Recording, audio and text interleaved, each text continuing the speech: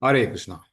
Okay, so we are at chapter number 3. Let's do almost at the fag end of chapter number 3, and today we're going to do a bit of revision of chapter number 3 as well as the first two chapters. First two chapters will not focus much, but let's do a very cursory glance of the first two chapters in which Lord Krishna is at the battlefield of Kurukshetra along with Arjuna, and they are about to start the fight, and Arjuna has doubts whether I should fight or not fight.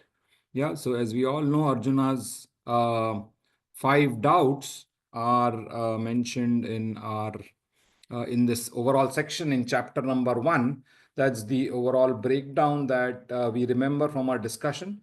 So if you see two key sections in chapter 1, yeah, one is the introduction section where we are introduced with the background of the war, background of the people who are fighting, and we also see there are some signs of victory already for the Pandavas.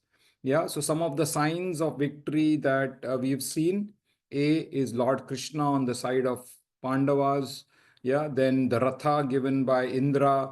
Then the flag which has the sign of Hanuman, or Hanuman is on the sign on the flag, Kapidhwaja. So many things that we see are already, and of course, so many other things we see as signs of victory. We also saw Krishna as Bhakta Vatsala, very important concept and consideration, because Lord Krishna is ready to serve his devotee.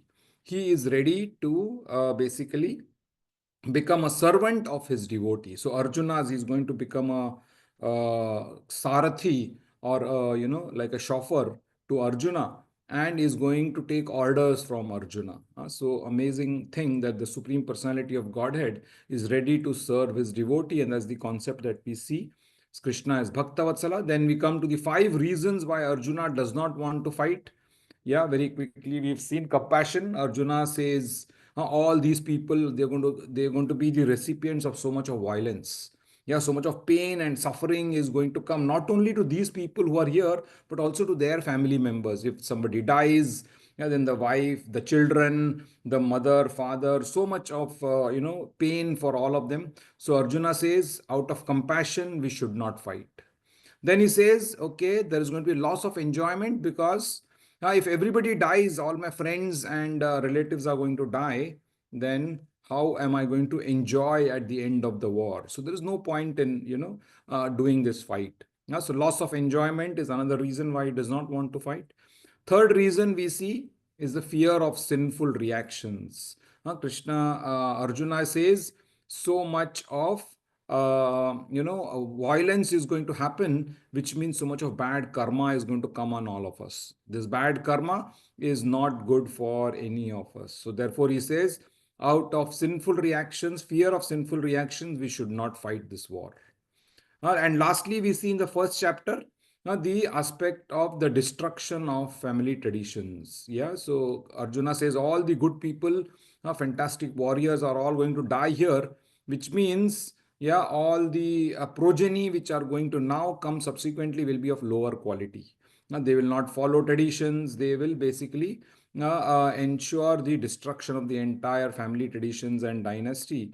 The concept of Varna Sankara will happen. Women become polluted. Overall, lower quality of people will come in, and therefore, we should not do this war, is what Arjuna's. Next chapter, we see Arjuna seeing his father, sorry, his grandfather and his teacher on the opposite side. And when he sees, he becomes extremely indecisive. He says, oh my God, how can I fight my own grandfather? They are my superiors.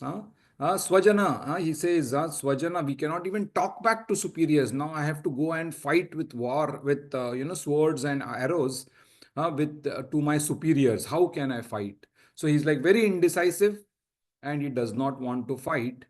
That's where first chapter ends. Then comes the second chapter, which we will see also very short. Yeah, that Arjuna basically is totally confused what to do. What should I fight? Should I not fight? And in that confusion, he surrenders to Lord Krishna. And when he surrenders to Lord Krishna, he says, Shishyasteham shadimam tvam prapannam. I am unable to decide what is good for me. So I want you to tell me what is the best thing, what is my benefit, what is to my benefit. That is what uh, he is saying. So so therefore Arjuna, once he becomes a disciple, Krishna starts to instruct him. Of course, he first chastises him. That's the role of a guru. He chastises Krishna. Krishna chastises Arjuna, and then he starts to give him instructions, and he gives him these important instructions as a summary. The entire Bhagavad Gita is a summary in chapter number 2, and therefore name of the second chapter is Bhagavad Gita summarized, or summary of Bhagavad Gita. For name of first chapter is the observing the armies of the battlefield of Kurukshetra, Sainya Nirikshan. So second chapter begins by Krishna becoming guru of Arjuna, and then Krishna giving him instructions. He gives him important reasons for why Arjuna should fight. So first he says the most important reason, he gives jnana or knowledge, that you are not the body. And if you are not the body, you are a spirit soul. Spirit soul never dies, and everybody here is a spirit soul. So what is the problem? They are all here because of their past karma. They will execute their karma, and anyway they will die. And if their death is written here in the battlefield, then who are you to stop it?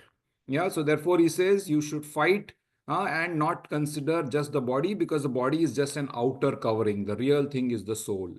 That's the first important lesson Arjuna is given. But then Lord Krishna talks about from a karmic angle, from a karma kanda angle. Yeah, saying that when you perform your duty, you will gain higher planetary systems. You will go to higher planets. So everybody here in the war has come to fight, do their duty. And if you don't allow them to do their duty, then they are not doing their prescribed duties. So even if when they die for performing their prescribed duties, they'll go to heavenly planets, they will enjoy. If they do not die, if they stay here, then they will enjoy the spoils of the war, which means they'll still enjoy. So there is no concept of loss of enjoyment. War means everybody is going to enjoy one way or the other. If they die, they will still enjoy heavenly planets. If they don't die, they will enjoy the spoils of the war. So this is based on pure karma kanda. You should fight, because you're a kshatriya. Then Lord Krishna talks about most important thing, how to do the prescribed duties, buddhi yoga. That you are doing your prescribed duty along with your soul duty. He talks about the most important verse, karmanye vadikaraste ma phaleshu kadachana. That comes here. That's the art of doing work. So we saw that here very, very beautifully described. Let's go to that very important verse in our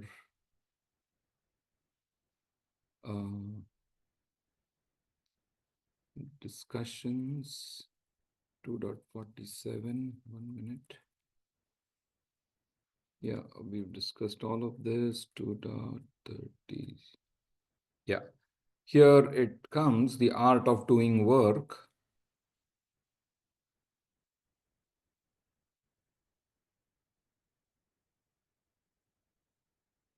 Yes, yeah.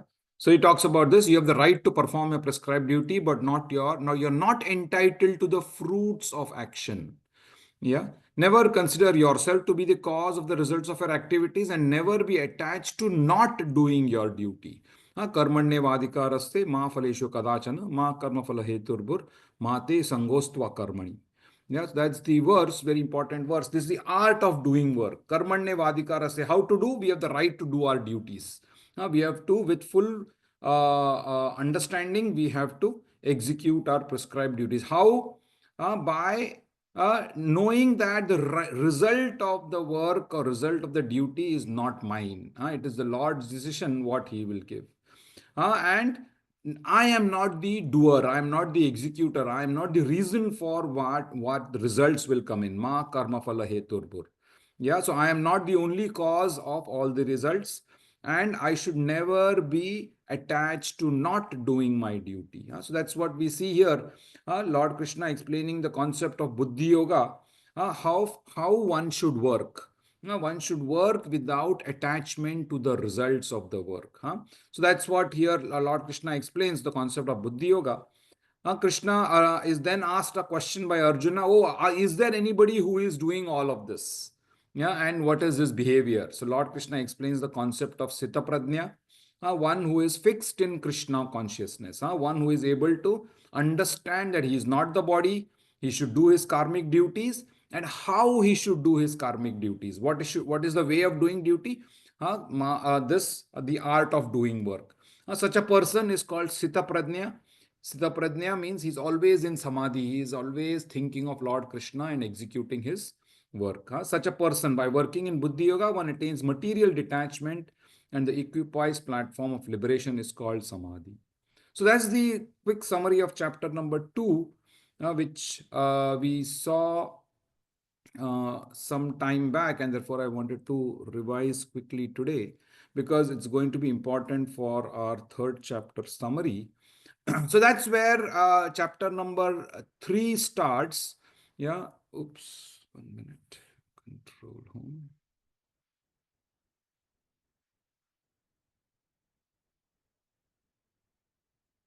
Yeah, that's where chapter number 3, which is Karma Yoga, starts.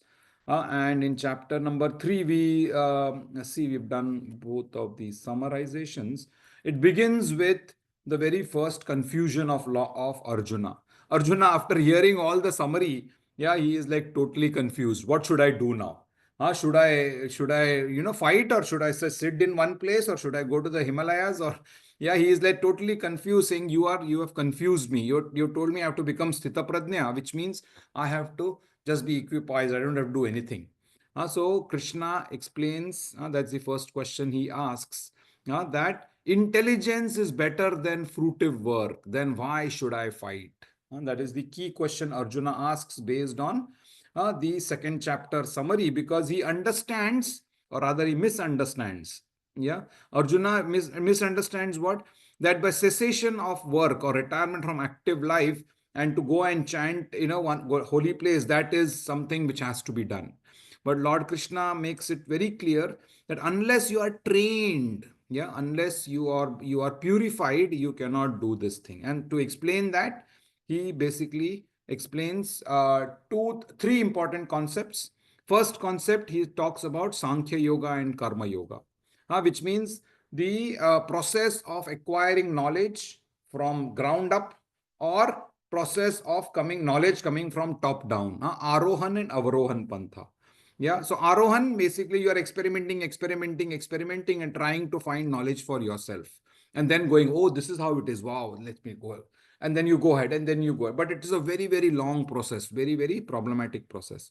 The other is from top down. Your guru explains to you what is the right thing to do, and you just have full faith in your guru and you execute. What is that?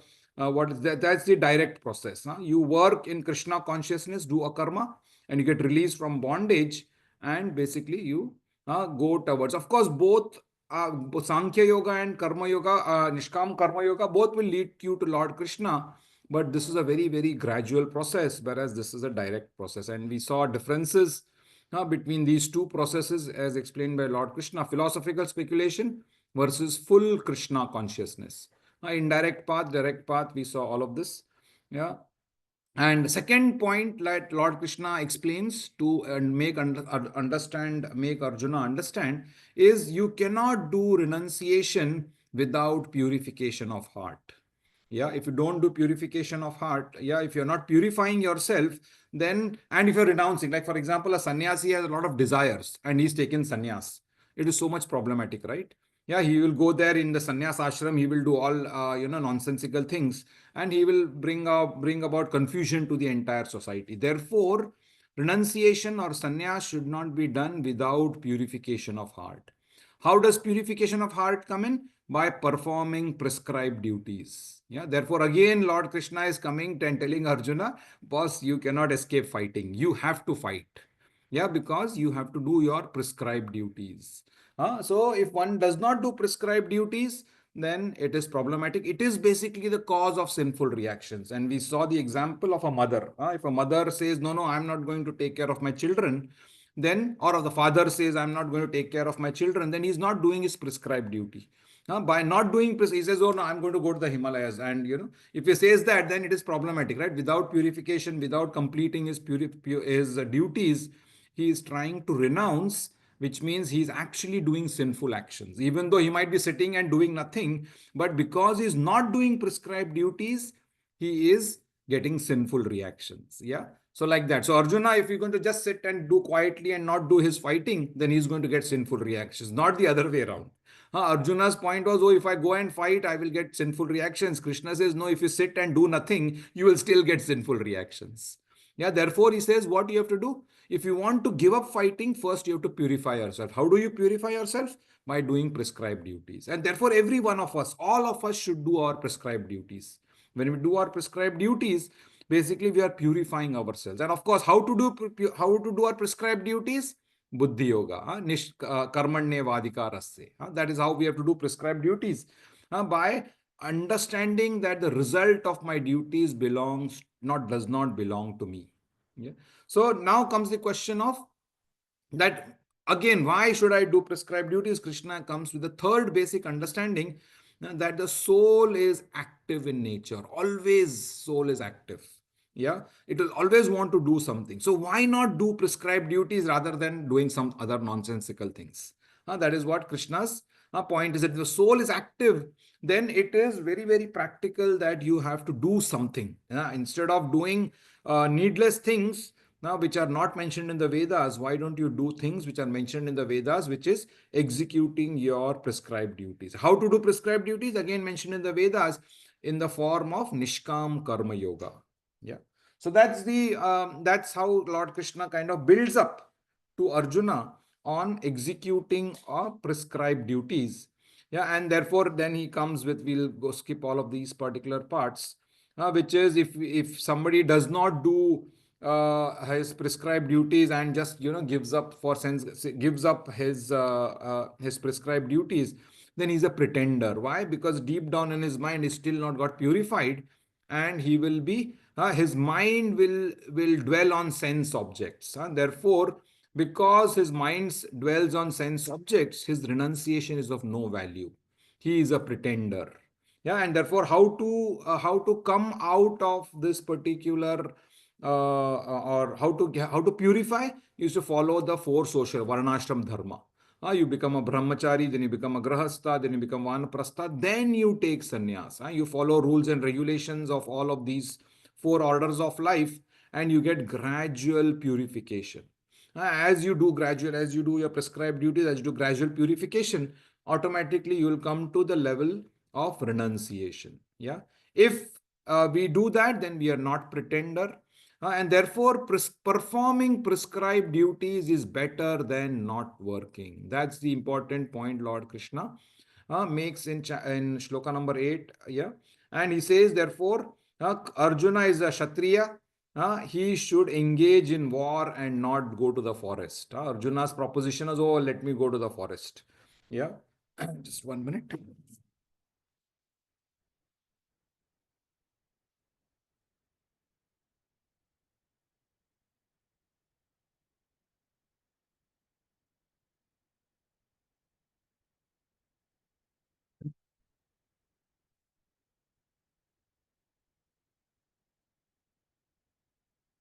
Yeah, sorry, my battery was dying. Okay. Yeah. So Arjuna's point was, oh, I don't want to fight. I want to go to the forest. Lord Krishna says, no, you can't. If you do that, you can only do that after you have purified yourself. Lord Arjuna is still a grahastha. He's still a kshatriya. He has a lot of duties left. When he has to finish his prescribed duties, only then he can go ahead and do proper sannyas. Yeah, Niti Mataji had a point, go ahead. Prabhuji, like karma yoga is, we are talking about karma yoga. So karma yoga is matlab has two parts, like Sankhya yoga or karma Okay, Buddha I will. yoga. Yeah. Yeah, I will come to that particular point. Okay. Yeah, Okay. it's coming in the next. It's the yoga ladder. Yeah. So that's what Lord Krishna begins by talking about prescribed duties. Yeah. And then now comes this particular point of Lord Krishna explaining how to do your prescribed duties.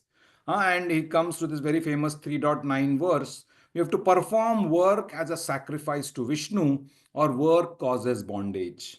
So that is how now Krishna is explaining as to how to do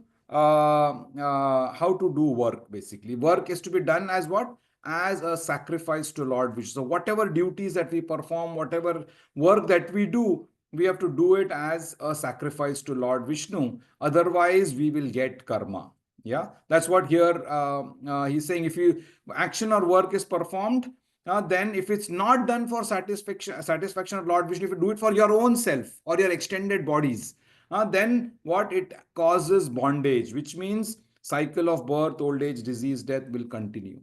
If you do it under the guidance of a spiritual master, we'll gradually elevate ourselves and we'll go back home, back to Godhead. No more cycle of birth, old age, disease, and death. Yeah. So that's where now this comes to what Niti Mataji was asking. The concept of the yoga ladder. Lord Krishna has explained so many concepts. Yeah, and he basically is now taken us to the highest of the ladders. Yeah, and we will see this particular aspect. Yeah, that is animalistic life. Yeah, that is the lowest of part. No rules, regulations, nothing. Yeah, and basically we are just not following any proper unrestricted sense gratification. Then we say, no, this is problematic. We have to follow some rules and regulations. So we become karma kanda.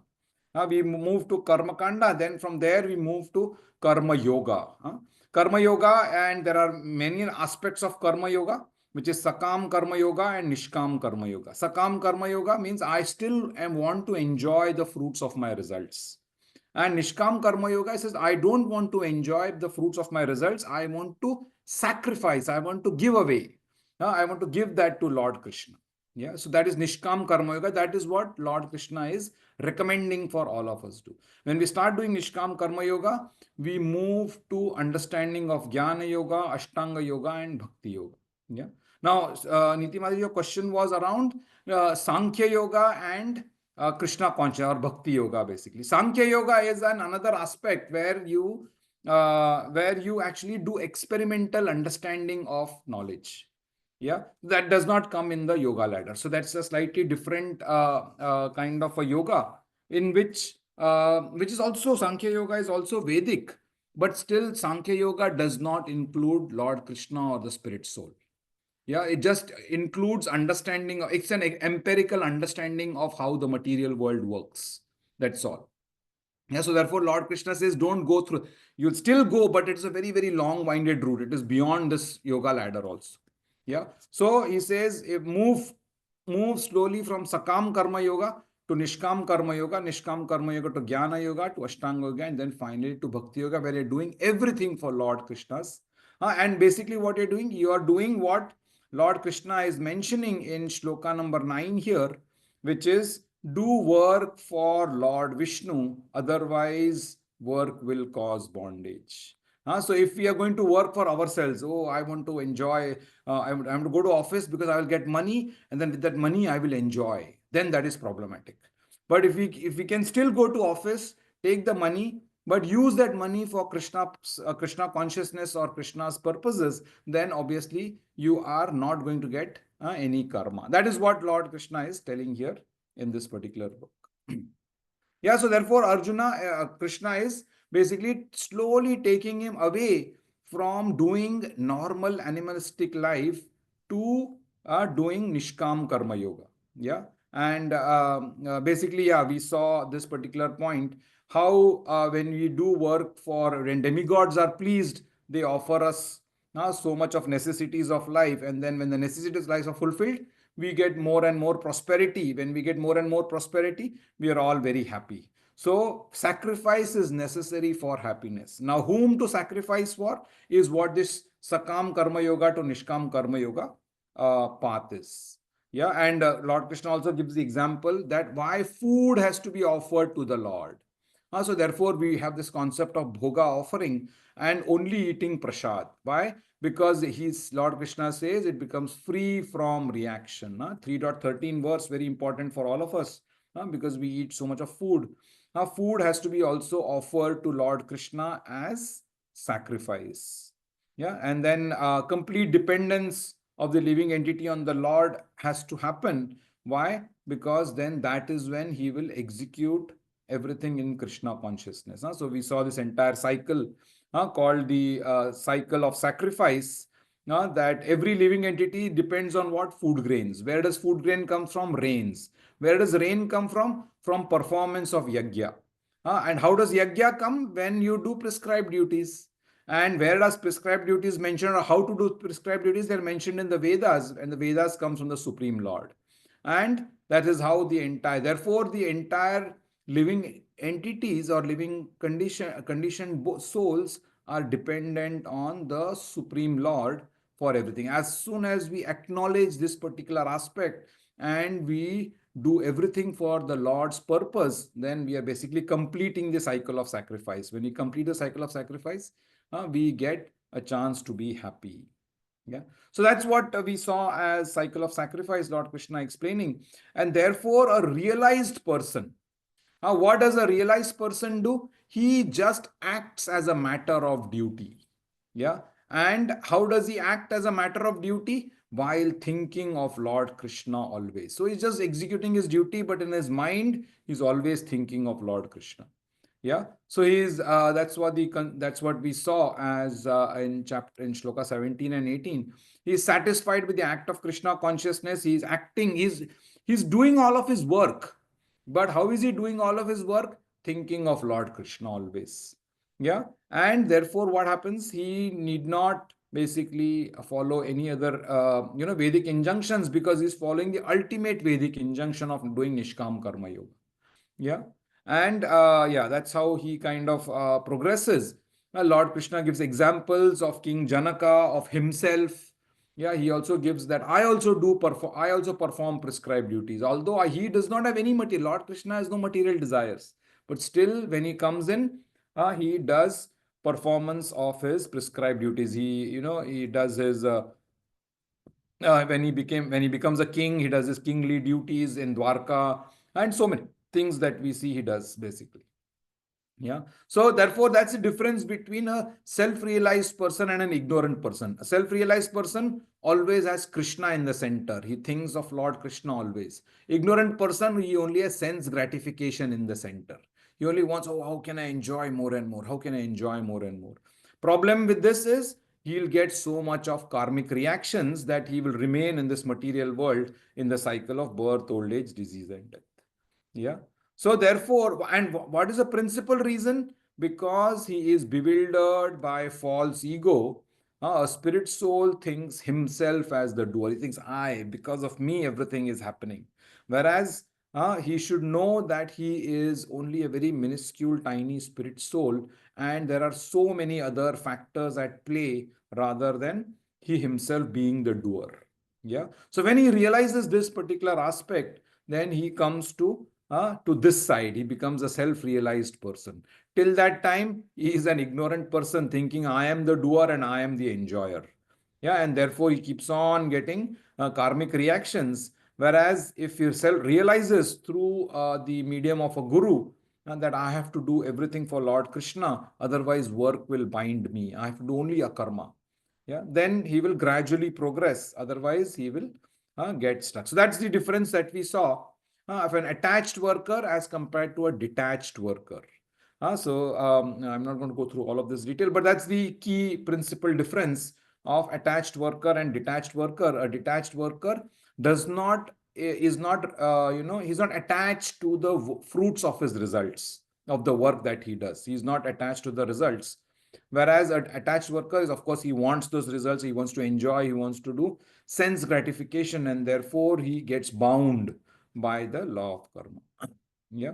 So therefore, Arjuna is being told that you should not be ignorant. You have to engage yourself and become a self-realized soul.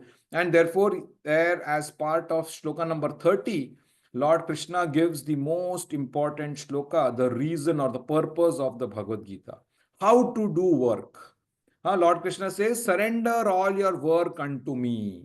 So that whatever results we get, you have to offer it to Lord Krishna. And therefore, just as an example of cooking that we saw, all the cooking that we do, what do? We offer it to Lord Krishna as bhoga.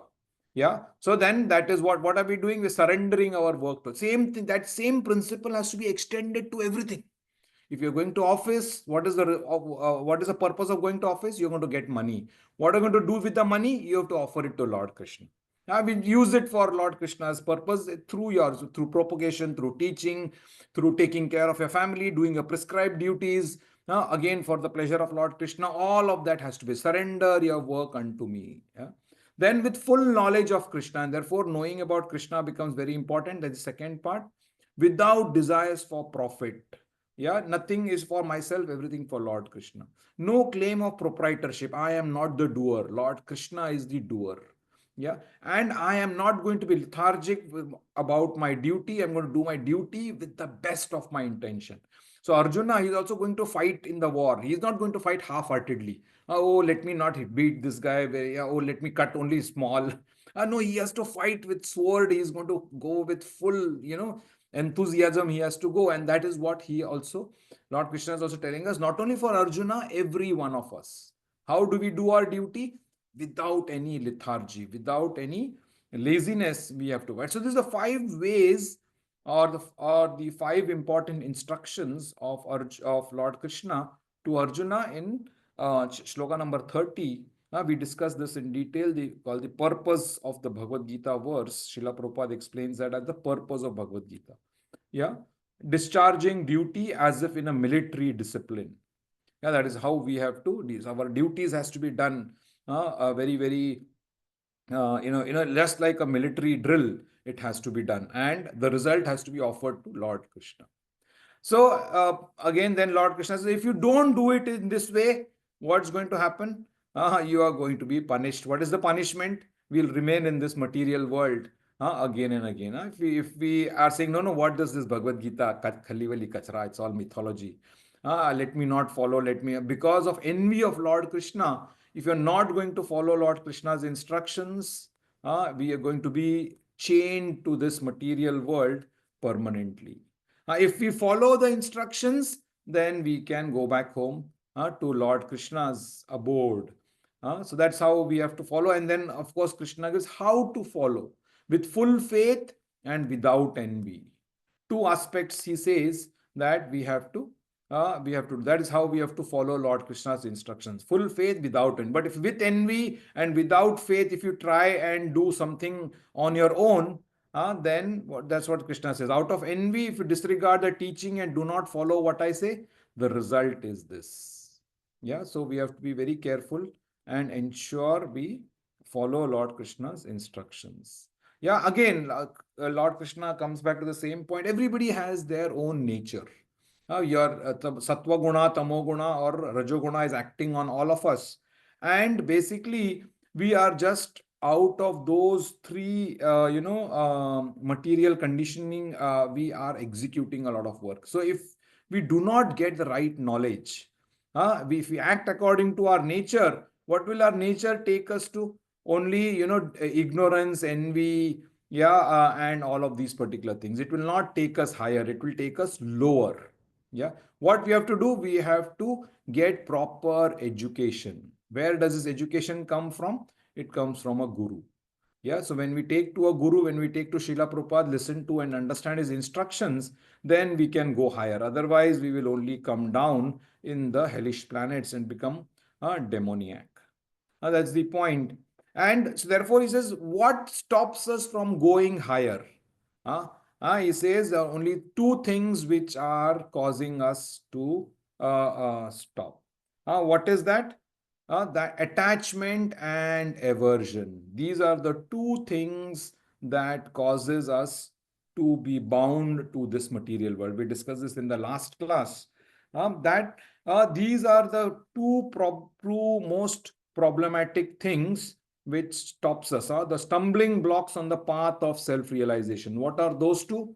Attachment to senses and objects of the senses. Yeah, and aversion to Krishna consciousness. So if these 2 are there, if even one of them is there, it is problematic. It will not lead us to Lord Krishna. So therefore, aversion and attachment are the two stumbling blocks that needs to be followed. And what we have to do, follow our own prescribed duties. When we follow prescribed duties, automatically we will get to proper purification, and therefore we will again. So to follow this, to or not to have no attachment, and to have no aversion to Krishna consciousness, what is required? Again, following of prescribed duties. When you do prescribed duties in a proper understanding, proper material way, proper spiritual way, then automatically detachment will come and attachment to Lord Krishna will come. That is what is the important point. Yeah, Anadi had a point. Go ahead. The aversion and attachment, what are the words used as moha and samoha? Uh, that is 34. Let's look at that only. Wait. Raga Dvesha. Raga and Raga. Dvesha. Yeah. Raga, attachment, Dvesha, also detachment. Dvesha. Yeah. Oops. Yeah. Yeah. Raga, Dvesha. That's what it is. There are principles to regulate attachment and aversion pertaining to the senses and sense objects. So if we don't follow these principles to regulate, then what will happen? We'll get attached and we'll get aversion to Krishna consciousness. And therefore, he says we have to follow these principles. What are the principles? Daily chanting of Bhagavad Gita, of the mantra, Hare Krishna mantra, japa, and then following four regulative principles. All these are what? Principles to regulate attachment and aversion. Yeah. So that's what raga and dvesha, that those are the two words. That's what you're looking for, right? Yeah. But dvesha, I was thinking how it's fitting in the aversion. Why it As says in dvesha means detachment. detachment. Dvesh also means detachment coming out of envy, basically, and therefore dvesh, we say no dvesh, Yeah, dvesha. yeah, yeah, yeah. Yeah. So that's Yeah, why I think basically, yeah, jealousy or yeah. That's why he is referring to a lot. Srila Prabhupada translates it as aversion, basically. yeah, the word detachment was confusing actually in the Yeah, exactly. It is confusing. Actually. Yeah, because raga is very clear attachment. Raga means raga to or attachment to sense objects. But here, Srila Prabhupada beautifully explains that dvesha as aversion from Krishna consciousness. Again, aversion from Krishna consciousness. Why? Because you're envious of Krishna, isn't it? Yeah. So you don't want to follow what Lord Krishna. If you look at the previous shloka, this one, here this one. He says, out of envy, when you disregard and do not follow. Yeah. So then this will happen. And if you look at shloka number 32, that is two prior, uh, that's where this word basically comes from, I think. Huh? Anasuya. Yeah. Anasuya. No, abhyasuyantah, out of envy. Asuya, This one. Asuya. Asuya, again, that is the root again. Yeah. So those out of envy disregard these teachings and do not follow them. Therefore, and that's how that dvesha aspect continues in the next shloka also, basically. Basically, they disregard and not pay or devalue the Yeah, importance don't of, follow Lord Krishna's instructions, no, out of envy of Lord Krishna. yeah. So that's how. Okay, so yeah, let's move ahead.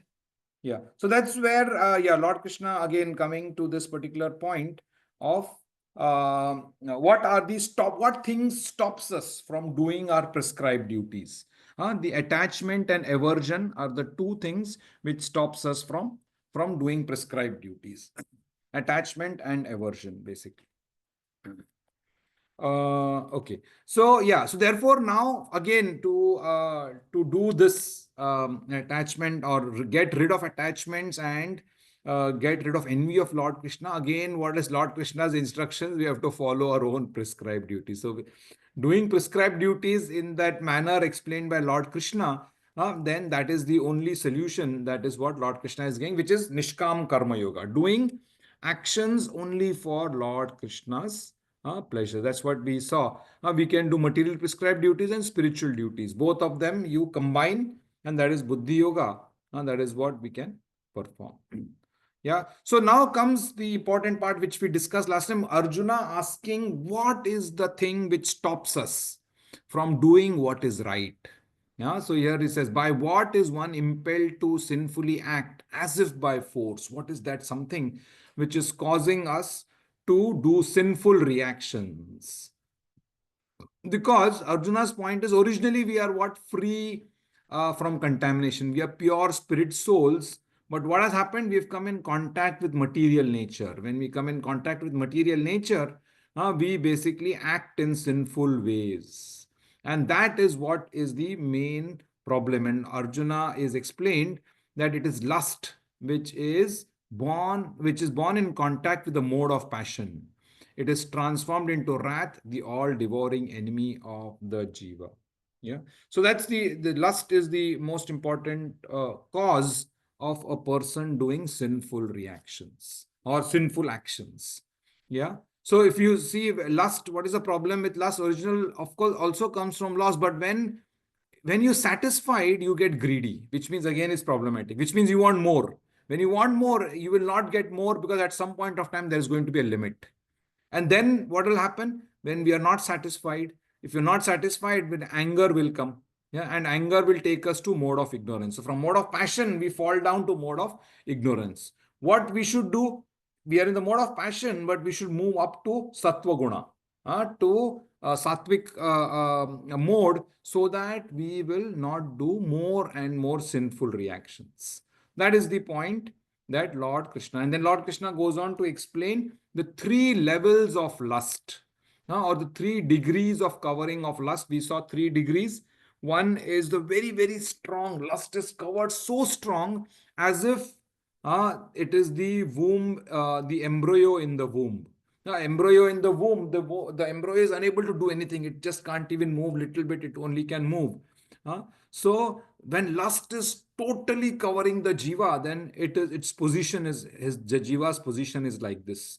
Knowledge is completely covered by lust, and it is compared to the consciousness of trees. So the lowermost is the womb covering the embryo, knowledge covering the jiva, and it is compared to consciousness of trees. Trees are like that, without any strong consciousness.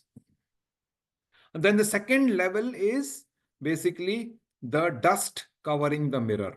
When the dust is covering the mirror, you need to clean the mirror very, very strongly. Yeah, only then it will come out, but it is possible.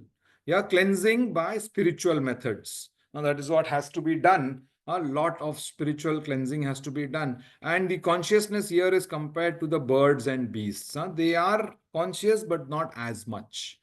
Third level is all the human beings, which is smoke covered by fire.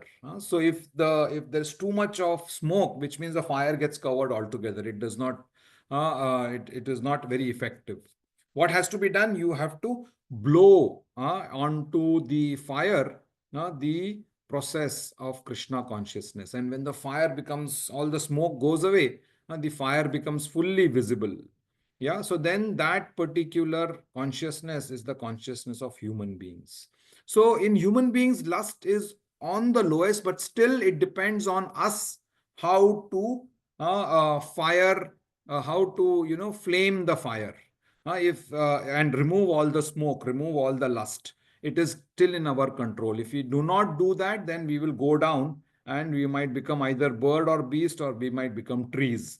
If we allow lust to take over completely. Yeah. So that's what here we see Lord Krishna explaining. We saw in this particular one. So that what are the other characteristics of lust? We saw in 39 last discussion. Characteristic of lust, what does it do? it covers the entity's pure consciousness. Most problematic. It covers the entity's pure consciousness.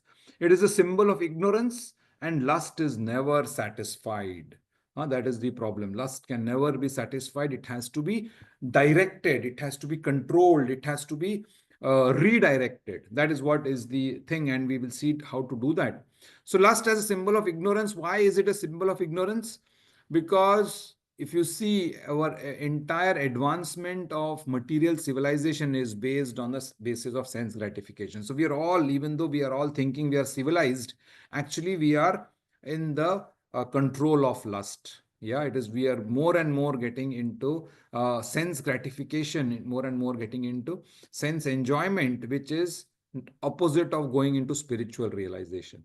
What does it do also? It increases the duration of material existence. Till the time we are here in the material world, we are bound. We are all jivas bound by this body, isn't it? So, which means as the more you stay here, the more and more your duration of material existence in this material world is going to increase. Yeah. So, how to remove that? By controlling lust. So-called happiness is the ultimate enemy for the sense enjoyer. So such happy, we might think this happiness is good, sense enjoyment is good, but it is causing bondage in this material world, and therefore it is a symbol of ignorance. It keeps us in this material world, in this total material world. So Srila Prabhupada gives, or Lord Krishna gives the analogy of if fire is there, you don't put fuel on the fire if you want to stop the fire, isn't it? You have to control. So lust is like that. The more and more you indulge in lust, more and more the lust becomes more destroying. Yeah. So that's what. How to stop this fire of lust? We have to stop feeding it and let it die. That is how it has to be done. Otherwise, what we will stay here in this material world, which is through the shackles of sense enjoyment or through sex life. That's why it's called Maithunya Agar. The Maithunya Agar, it is the shackles of lust, which is causing, which is keeping us in this material world and going through the cycle of birth, old age, disease, and death again and again. Yeah. So that's where we were in our last class. Lord Krishna now comes to the most important another point: how to conquer this enemy lust. Yeah, that's the point that Lord Krishna explains in shloka number 40. Let's see what does he say in this particular verse. Yeah, Sachin Prabhu can read this one.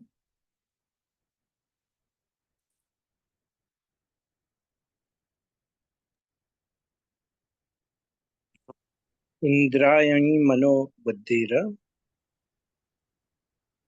अस्य दिस्तनम उच्यते इतेर विमोह्यते ऐसा ज्ञानम अवर्त्य दैहिनम.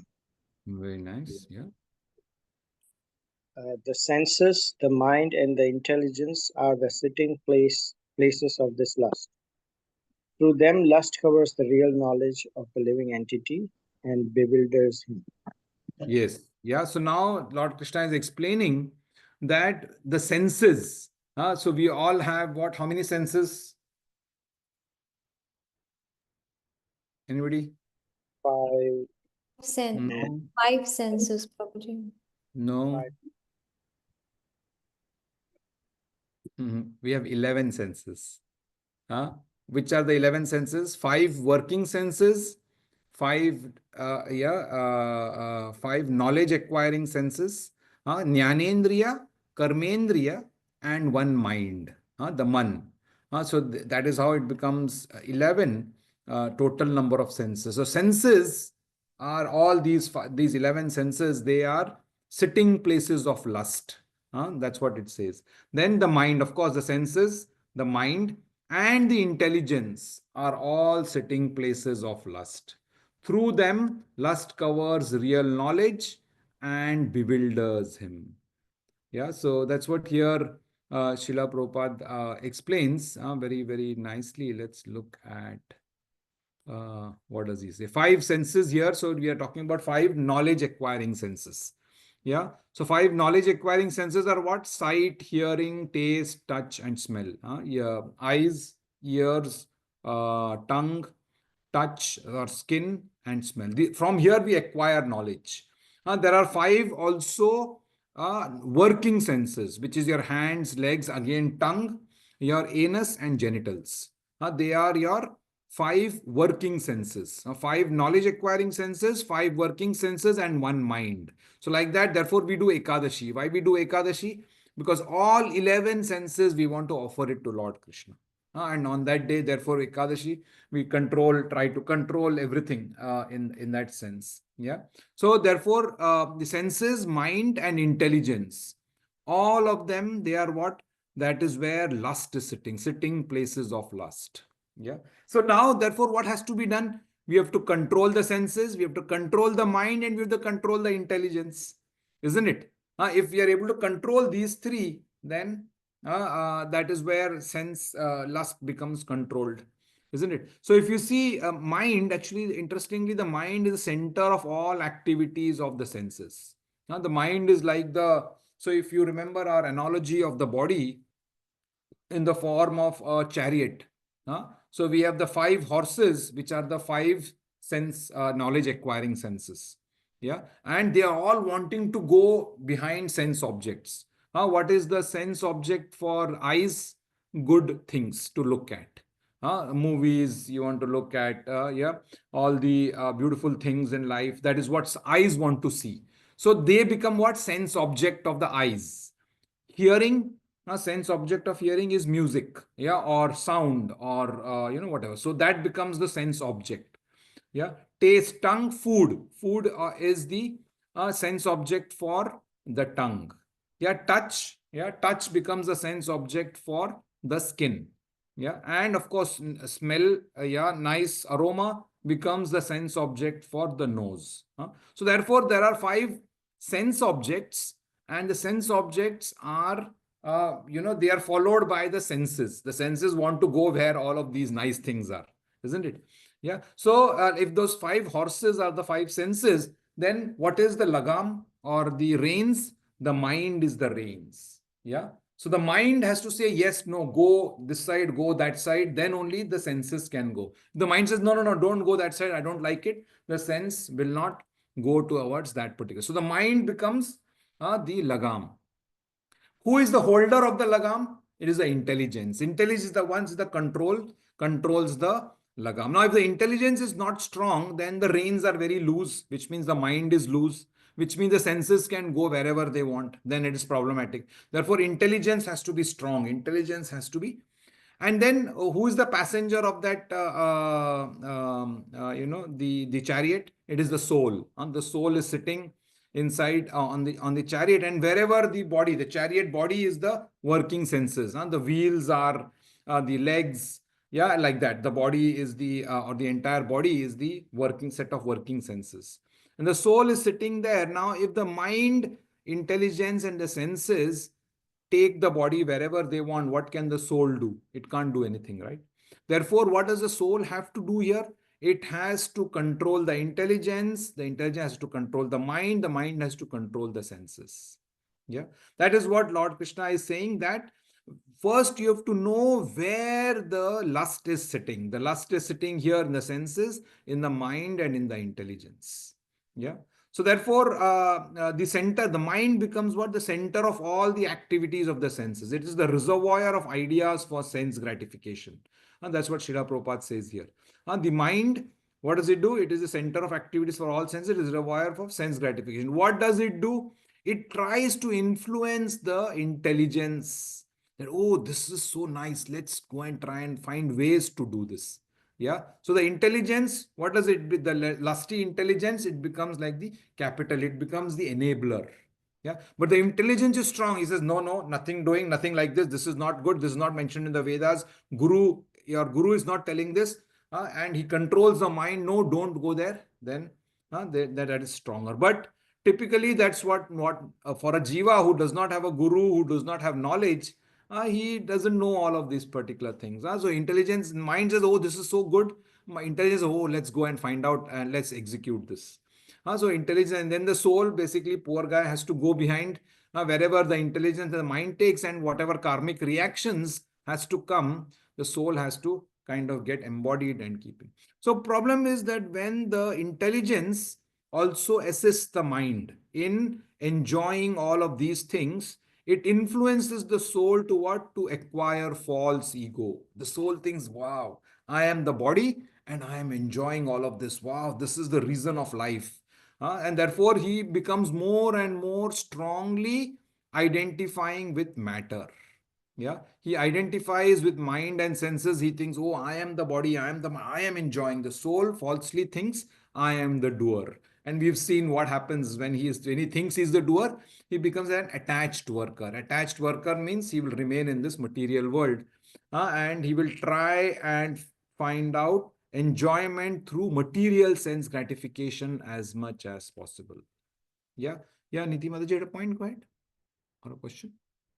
Prabhuji, like lust can sometimes be good also. Like learning new things is a kind of lust. Like we want to have more knowledge. So, like Newton also, because of his lust, to he reached out for law of gravitation. So Very nice. it's like, sometimes lust cannot be always bad. It can be good also. Yes, that is the way where we have to control. So actually, lust, in a way, even if you look at, if Krishna is not involved in that aspect of lust, then it becomes problem. Why? If you follow the first principles, anything that you do, if you do not do it for Lord Krishna, then it binds you in this material world, isn't it? So in that sense, many times people might say, no, no, I want to do this good work. I want to go and save all the people who have leprosy. I want to save all the people who have this disease. I want to save they are all good, right? They're all wanting, their desire is to go out and save people. Arjuna also had the same desire. He was thinking, oh, I should not fight, because if I fight, so much of problems will come here. But what does Krishna say? He says, no, no, you have to fight, you have to do your prescribed duties. They will anyway get their karma, they will anyway die. Yeah. So even here also, when we do it only for thinking that I want to learn, when the I is there, that lust is problematic. It could be for any reason. Yeah. If you're thinking, oh, I want to learn more knowledge. Why? Because everybody will think, wow, this person is so knowledgeable. I am so knowledgeable, is what they will think. And therefore, I want to get knowledge. Then that is problematic. Yeah. But if you say, no, no, I want to get knowledge because I want to understand how the world works and how does Lord Krishna work through in this world, then that knowledge, that lust is good. And that is what you are referring to, basically. So I'm adding to your point, saying that when this lust for knowing how Krishna is involved in everything, then that lust is what is really helpful. Yeah. Just lust only for knowledge where no Krishna is involved is problematic. Yeah, maybe for the benefit of society. It should not be for the benefit of self. It should be So for the what is the benefit of society? What do you think? yeah, benefit like suppose like whatever even scientists are inventing new things or discovering new things. That is, if it is for our upliftment, our benefits, then it is good. Otherwise, if it But is for that's what I'm saying. What is the benefit? What upliftment are you talking of? Is it only, say, less No, poverty, it's less not. less Obviously, suffering? Prabhuji, it should be it should be reaching more. Obviously, if scientists are discovering new things, maybe it's not spiritually that active. It will not make us that active. But yes, we should always think that if these new things we are using, and it should actually elevate us to that standards which where we can, Mm. pray in a better way, or we can, be more active spiritually. It should Yes. not hinder our lives. Like if suppose even if we are using electronic gadgets, so it is saving our time. So it is saving our time so that we can use that time in a more constructive way and elevate us higher. So Yes. Yes. that But way. Yeah, that is a considered thought. If I'm going to save time and use it for more sense enjoyment, then it is problematic. Yeah. So exactly, and most people actually do that. They are thinking, oh, let me use this electronic gadget so that I can save time, and then I can use it for more sense and I can get more karma. then it is problematic. Then that electronic gadget becomes problematic. But that same electronic gadget, if you use, no, I want to use this gadget because it will help me make nice prasad, for example. We have so much of equipment in the kitchen. But if we use that equipment for making Krishna prasad and offering it to Lord Krishna, then that advancement is beneficial. Yeah. Yeah. Sorry, another at a point. No, these discoveries or inventions are actually with the Intention. aim of with the aim or intention of only the keeping this body in a good way, or in a healthy way, only, and it limits only for this lifetime, No, and also, yeah, yeah. only for this material world. No, It's no. not In fact, thinking in fact, about. just to add on to your point, the person who is doing the invention is not doing the invention for propagating Krishna consciousness. He is doing the invention because he wants to earn more money, isn't it? Yeah, Or Prabhu. the fame, or What's he's serving his mind or his own senses is serving by discovering and all, because his mind and intelligence is dictating him. So basically whatever is going on, it's basically because of the force of their own mind, or the brain work. but Correct. but there is not a higher principle involved in that, as the supreme lord or the supreme cause. It's not Exactly. only, this is only for our external things. Maybe it's benefiting for our good lives or quality of life and all. Yes. Okay, but Yes. only the devotees or the spiritual professionals, might know how to make the use of it, How to make the and best to use of it. yeah, but they don't have this consciousness or intention. That's the Correct. point is. Correct. Yeah, Exactly. Exactly. Prabhuji, they are not making it us for making us more Krishna conscious. They are using it for their own sense gratification of Exactly. earning more money. But yes, it is we like our own thoughts, how our own mind and intelligence, that how we are using it and how we are disposing it. So it Exactly. depends on us also. Exactly. So again, how has this knowledge come to us? Through some understanding, through some guru telling us, to some making us this particular point, right? For most of the general mass of the people, they are identifying themselves with matter only, basically. They are thinking, oh, this invention, wow, it will save me 10 minutes or it will save me 50, I can sleep more. Yeah. So I mean, just as an example, I'm saying most of the inventions, yes, the lust for making new inventions is A, generally it is more money. Yeah, I want to make more money. Yeah. B, maybe there is some philanthropical object. Maybe, oh, somebody's thinking, wow, this is so problematic, people are, like for example, I remember there is some invention which was recently done for the sewage workers. So in India, there are sewage workers who actually have to go inside the sewage and to clean the drainage pipes. It is a very inhuman work. Yeah, but in India, apparently it is still done by, some of the Shudras. And there is some guy who has done some invention and he has got a mechanical way of that going into, and then so that people don't have to go inside all of that drainage and do the cleaning. Yeah. So then that is an invention. And for what has he's done that invention, maybe not for making money, but for getting the lives of all of these people better. Yeah. But if these people, they utilize that particular invention so that they can earn more money and then drink more and enjoy more, then that invention is of no use. It is still binding them in the material world. They say, oh, no, no, I don't, if I use this invention now, this money, this time that I will save, or this effort that I will, let me, use it for chanting more, or let me use it for reading Bhagavad Gita. Then that is benefit. But nobody does it with that thought process. It is only a considered thought after reading Bhagavad Gita that such a point comes. Otherwise, that invention is not generally done for propagation of spirituality, basically, isn't it? Yeah. And Yeah. if you see most advancement, sorry, just one last point I'll make. Srila Prabhupada mentions that in the Ishopanishad, that most advancement in human form of life, in humanity, is generally for ensuring our lives are more easier. Yeah. Which means what? I want to enjoy more, and therefore I want this additional like I want a washing machine in my life because I don't want to, spend this hard work of washing my clothes. I want a machine to do it, and that's time that I will save. I will enjoy myself, isn't it? So if you see the ethos of the entire Western world is more towards, bodily comfort, which is basically nothing but exactly this, which is lust in action, basically, isn't it? Yeah, of course. And if you see Eastern thought is more inward looking. They don't look at outward gadgets, and they are more simple life. And why? Because they are more trying to get away from identification with matter. So advancement in science basically brings us more attachment to matter, is what the general ethos is. Unless, of course, like you've rightly pointed out, if it is a considered thought that, oh, this invention is going to help me make my chanting better, or this invention will save me from, washing clothes and 1 hour of my time, where in that 1 hour I will sit and read Bhagavad Gita.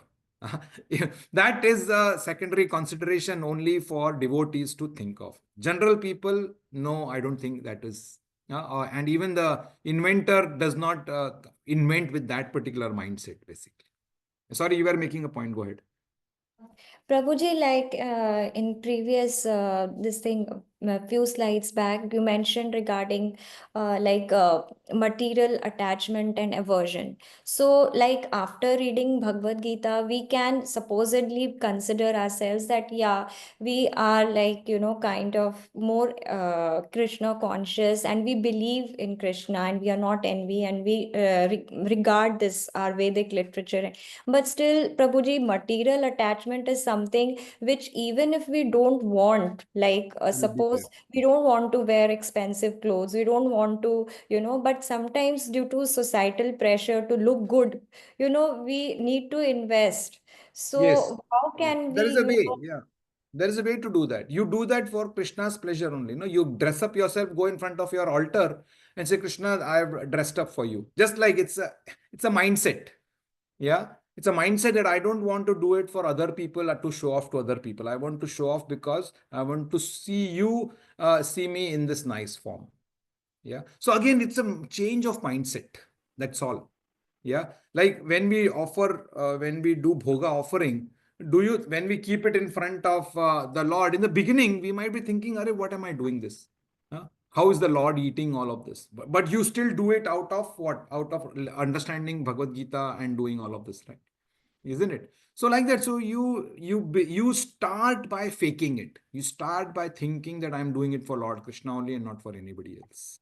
Yeah. Sorry, another other point. Go ahead. So we say the Yukta Vairagya principle, right? Concept of Whatever Yukta is, Vairagya. yeah, whatever is there, we have to use it for the Krishna's pleasure or in Krishna's service. So, wearing silk sari or wearing, the good dresses, it's not like you're showing off or something, but it is like, it's the way to, if we are, what's our intent is important, what we're going to do with that. If we are wearing this and going in front of the altar or attending the satsang or the festivals or we are preaching, this all things are important. Yeah. What we are doing. So we have to connect your this material desire to Krishna's desire. What we think is, oh, if I wear nice clothes and if I go out and preach, people will listen to me. And therefore I have to wear nice clothes. Yeah.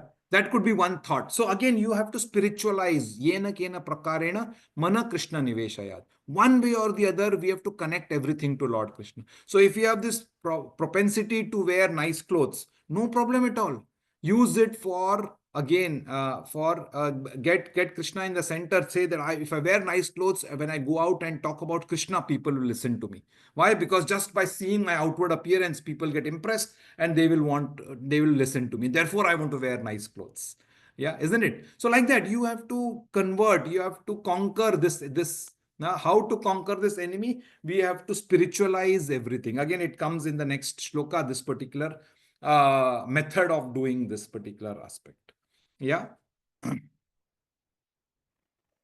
Or even taking care of yourself by wearing, good quality clothes.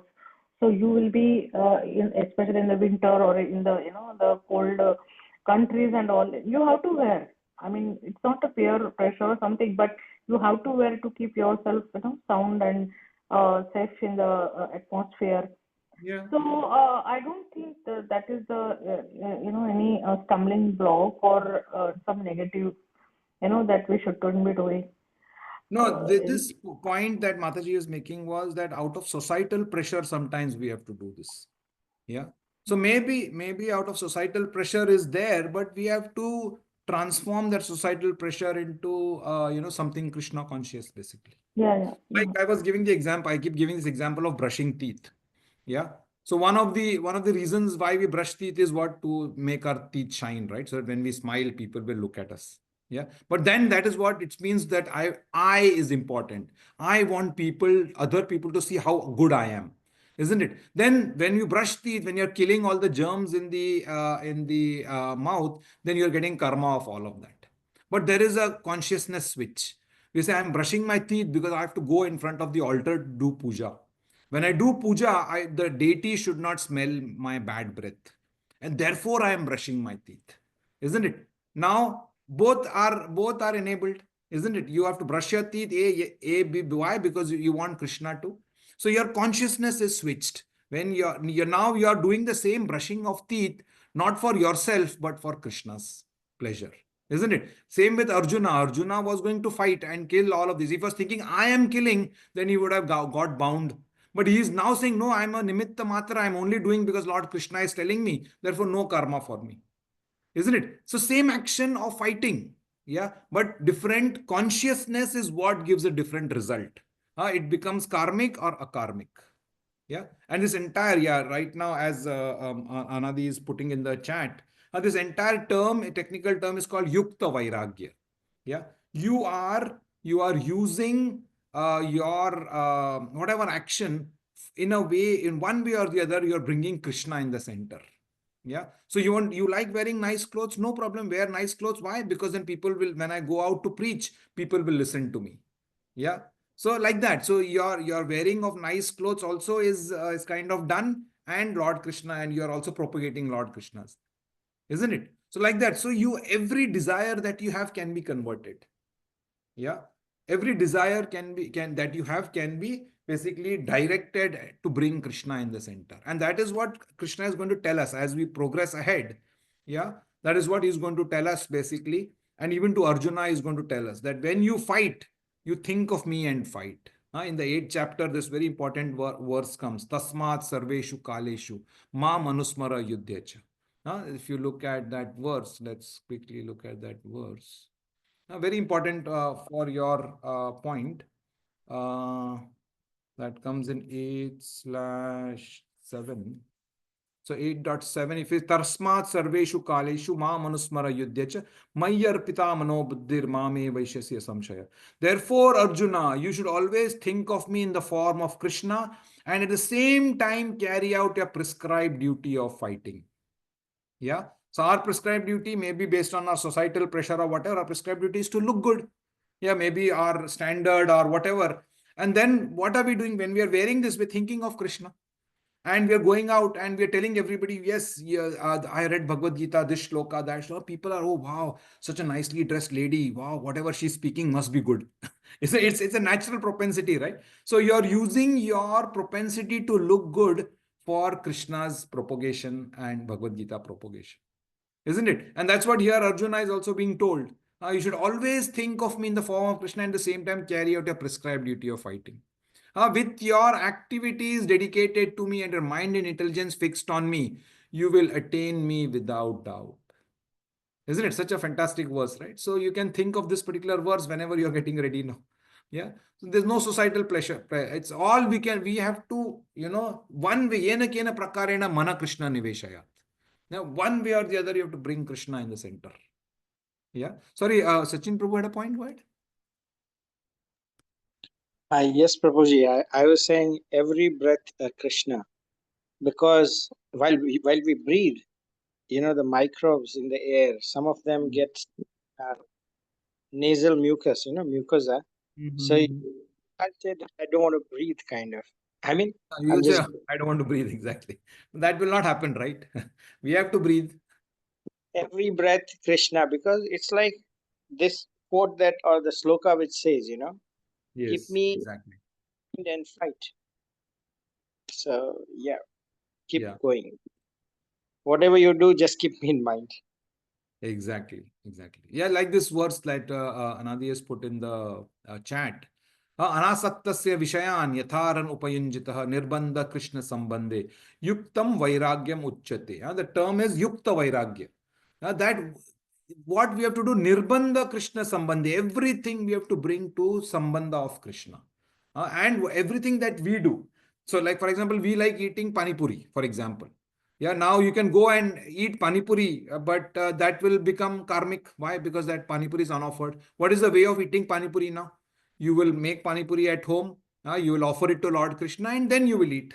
What has happened? You're eating pani puri only, but zero karma, isn't it? But if you eat without bringing Krishna in the center here, and you're eating that pani puri, problem. Now you'll get so much of karma, isn't it? So you're eating pani puri. End game is eating pani puri, isn't it? But how do I eat pani puri so that I don't get any karma? That is the important consideration here. Yeah. How do I look good, but I do not get any karmic reactions of that? Yeah. That is the point. Now, beautiful. She's put the translation also. Rupa Goswami says that as long as we are in this material world, we have to act. Yeah, isn't it? We all have to act, right? We cannot cease acting. Therefore, if actions are performed and the fruits are given to Krishna, then that is called Yukta Vairagya. Actually situated in renunciation, such activities clear the mirror of the mind, and as the actor gradually makes progress in spiritual realization, he becomes completely surrendered to the Supreme Personality of Godhead. So to begin with, we have to fake it. Yeah, fake it till you make it. That is the concept of Yukta Vairagya. In the beginning, we'll be thinking, oh, what is this natak? But that is how we have to start.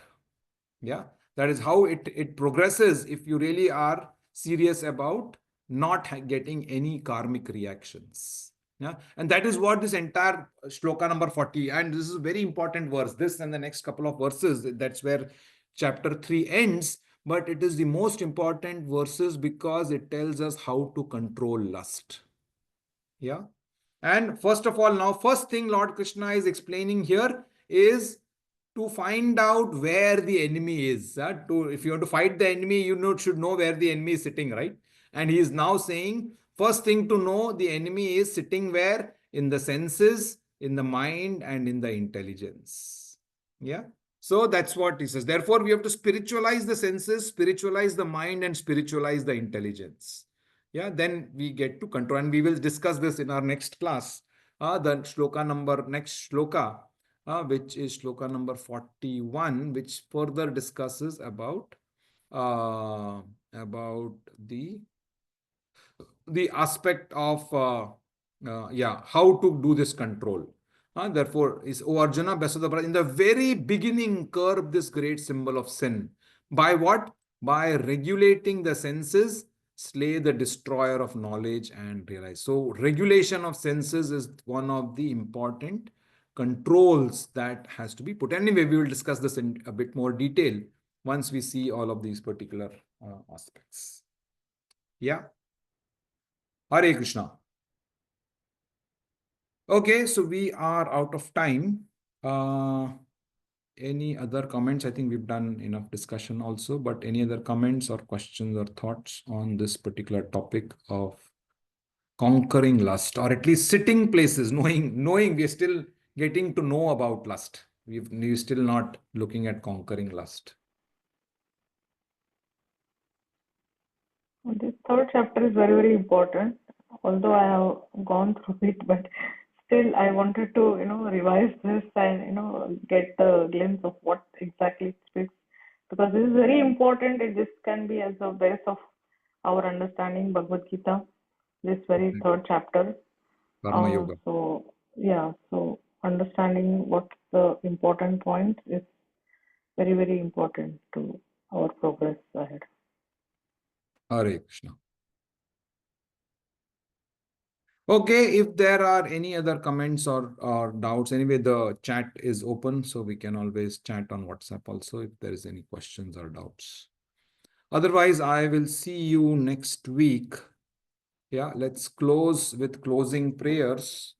एकम शास्त्रम देवकी पुत्र गीतम एको देवो देवकी पुत्र एव एको मंत्रः तस्य नामानि यानि कर्मापि एकम तस्य देवस्य सेवा तुमेव माता च पिता तुमेव बन्धुश्च सखा तुमेव विद्या द्रविणं तुमेव सर्वं मम देव देव कृष्णाय वासुदेवाय हरे परमात्मने प्रणतः क्लेशनाशाय गोविन्दाय नमो नमः कृष्णाय वासुदेवाय देवकी नन्दनाय च नन्दगोपकुमाराय गोविन्दाय नमो नमः वसुदेवसुतं देवं कंसचाणूरमर्दनं देवकी परमानन्दं कृष्णं वन्दे जगद्गुरुं कात्यायनी महामाये महायोगिन्यधीश्वरी नन्दगोपसुतं देवी पतिं मे कुरुते नमः श्रीकृष्णः शरणं मम दासोऽहं कृष्ण तवास्मि श्रीकृष्णः शरणं मम दासोऽहं कृष्ण तवास्मि श्रीकृष्णः शरणं मम दासोऽहं कृष्ण तवास्मि हरे कृष्णा कृष्ण कृष्णा हरे हरे